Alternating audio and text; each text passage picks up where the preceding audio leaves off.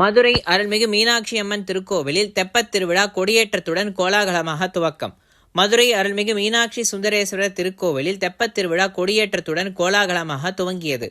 பக்தர்கள் ஏராளமானோர் விழாவில் பங்கேற்று சுவாமி தரிசனம் செய்தனர். அருள்மிகு மீனாட்சி சுந்தரேஸ்வரர் திருக்கோவிலில் நடைபெறும் சிறப்பு பெற்ற திருவிழாக்களில் ஒன்றான தெப்பத் திருவிழா கொடியேற்றத்துடன் கோலாகலமாக துவங்கியது. முன்னதாக கோவிலில் சுவாமி சன்னதி முன்பு கம்பத்தடி மண்டபத்தில் உள்ள தங்க கொடிமரம் முன்பு அருள்மிகு மீனாட்சி அம்பாள் சொக்கநாதர் பிரியாவடையுடன் சிம்மாசனத்தில் எழுந்தருளினர். இதனைத் தொடர்ந்து நடைபெற்ற சிறப்பு பூஜைகளை அடுத்து வேத மந்திரங்கள் மங்கள வாத்தியங்கள் முழங்கிட கொடியேற்றமானது சிறப்பாக நடைபெற்றது. தெப்பத் திருவிழா கொடியேற்றத்துடன் துவங்கியதை அடுத்து தினமும் மீனாட்சி அம்பாள் மற்றும் சுவாமி பிரியாவடையுடன் பல்வேறு வாகனங்களில் எழுந்தருளி தினமும் இரு வேளைகளில் 4 சித்திரை வீதிகளில் வலம் வரும் நிகழ்வு நடைபெறுகிறது. விழாவில் 10ஆம் திருவிழாவாக வரும் 30ஆம் தேதியன்று தெப்பம் முட்டு தள்ளுதல் நிகழ்ச்சியும், வரும் 31ஆம் தேதி சிந்தாமணி கிராமத்தில் கதிரறுப்பு திருவிழாவும் நடைபெறுகிறது. தொடர்ந்து விழாவின் சிகர நிகழ்ச்சியாக வரும் பிப்ரவரி 1ஆம் தேதி 12ஆம் நாள் திருவிழாவாக கோவிலில் இருந்து அதிகாலை சுவாமியும் அம்பாளும் வெள்ளி சிம்மாசனத்தில் எழுந்தருளி முக்கிய வீதிகள் வழியாக வலம் வந்து